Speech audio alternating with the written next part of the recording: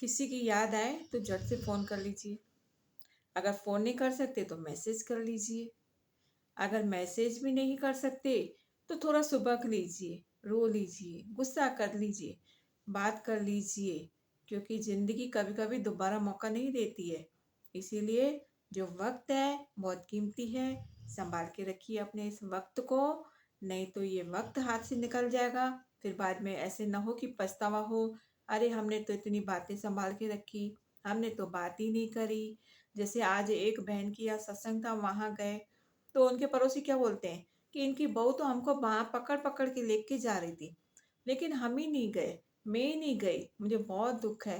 काश मैं इनकी बहू का कहना मानती, इनके घर जाती, कम से कम मैं इसकी सास से मिलती और देखो 2 दिन के बाद पता पड़ा उसकी सास है ही नहीं, एक्सपायर हो गई और उसकी आँखें भी नम हो गई थी।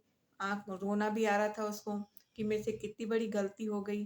अगर इसकी बहू ने मेरे को इतना बुलाया, काश मैं चली जाती। उस बहन से मिल के आती, उस अम्मा से मिल के आती। तो इसलिए ऐसी जीवन में गलतियाँ मत कीजिए, जो आपको अंत में पछताना पड़े। जब भी गुस्सा आए, निकाल दीजिए, बोल दीजिए, लेकिन कभी मन में गुस्से को दबा के मत रखिए, अहंकार को मत पालिए।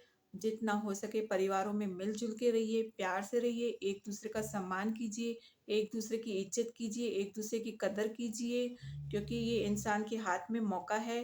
क्योंकि जानवर तो देखो बाहर बिना वस्त्र के घूम रहे हैं, ना खाने को है, ना पीने को है इतना, जो मिला वो खाया। लेकिन एक इंसान है जिसने परमात्मा ने कितनी दया करी है।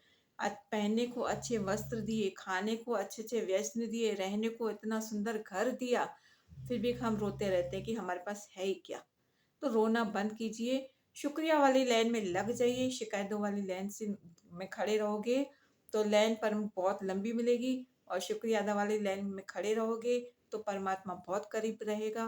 तो हमेशा शुक्र करो, ये इंसान का जन्म मिला है, बहुत कीमती है, अनमोल है और अपने अहंकार को त्यागिए, जीवन में आगे बढ़िए, क्योंकि ये इंसान का जन्म बहुत कीमती है जी। धन्यवाद जी।